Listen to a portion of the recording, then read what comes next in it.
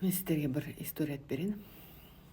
Мықты әйел, өзі керемет мықты әйел, высокий должность занимает и прям умеет контролировать все, да, вот доход, там, квартира, дом, машина, ешқандай проблема жоқ.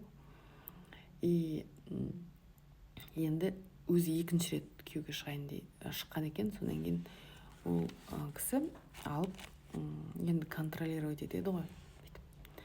Не дай бог мен андай слабый еркекті там кездестірмеу керекпін деп өз-өзіне таңдап алады. Керемет бір күшті, там должность үлкен, бір ақшаны хорошо мутить ете алатын, бір сондай бір прям сондай еркекті таңдап алады.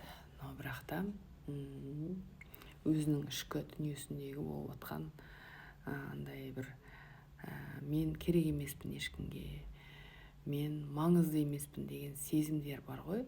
Мен құнды емеспін деген сезімдері. Барлығы сол адам екеуінің қарым-қатынасын қазіргі моментке құрдымға ұшыратып барады.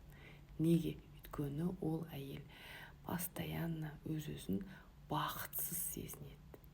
Даже осындай адам өмірінде де болғанның өзінде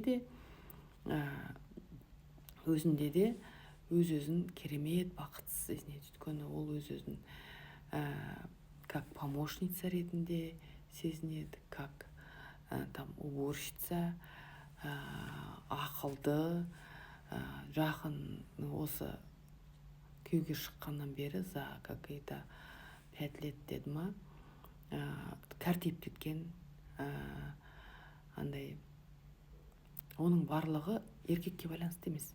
Ол әйел адамның ішкі дүниесіндегі үйдегі не көрген, қандай қарым-қатынас көрді әке шешесінен, олар қалай ол қызға қандай ощущение беріп өсірді, қандай ол қымбатты болды ма ол адамдарға, күтті ма, ол туардың алдында, әлде оны ер адам, ер бала деп күтті ма, соған байланысты. Көрдіңіз ба? Оның ішінде егер де оны еркек ретінде күтетін болса, ол я не та, я не нужная, такая какая я есть, я не нужная деген сезіммен бүкіл өмір бойы өмір сүреді.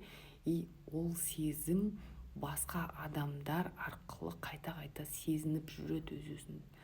И қазіргі моментте ол адам егер де өзінің ішкі немнесін, өмірін